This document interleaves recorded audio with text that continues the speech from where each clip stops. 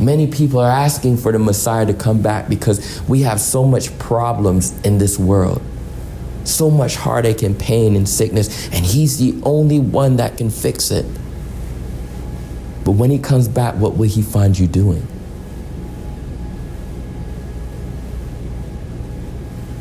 It's not about the flesh. If we have a cut, we don't want a cut. We want it to be healed. If we have a bruise, we don't want a bruise. We want it to go away. But what about the spirit? The spirit that cries or is supposed to cry, Abba, Father, that's been silenced for years, decades, unfed by the word of God, by fasting and praying. You refused to give God his due. And now that you see him, you're requiring something of him. We just want to take. We don't want to give. Now, though this Canaanite woman worshiped before Jesus, Jesus said, I'm not sent for you, for your people, for your type. Harsh. Harsh is truth. If God sends you to do one thing, you can't go ahead and do another thing. Do you understand that? But he's God. And he knew, even in the times of Isaiah, a people that I did not call would do what? Worship me. Because Jesus came back to get the Jews together. Whew.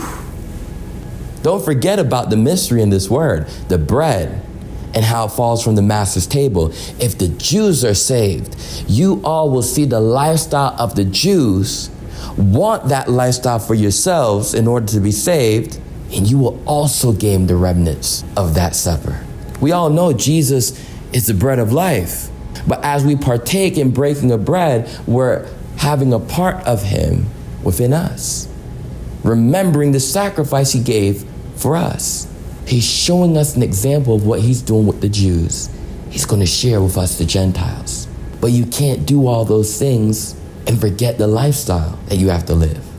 Or we become like the same people who God killed in one day, Sodom and Gomorrah. The woman, the Canaanite woman, didn't accept no. What is no interpreted as? What if we're talking about perfection? What if we're talking about ceasing from sin? What if we talk about submitting our problems to God and having them answered? What if that is our interpretation of the no? We don't want no. We want the answer. We want deliverance. And what God shows us in this message is, if that is the reason, if that is what you want, you shall receive it.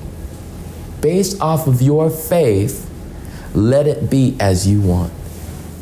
It didn't matter if the child had a devil. It didn't matter if she wanted a lavish lifestyle. It doesn't matter if she wanted all the wisdom and understanding.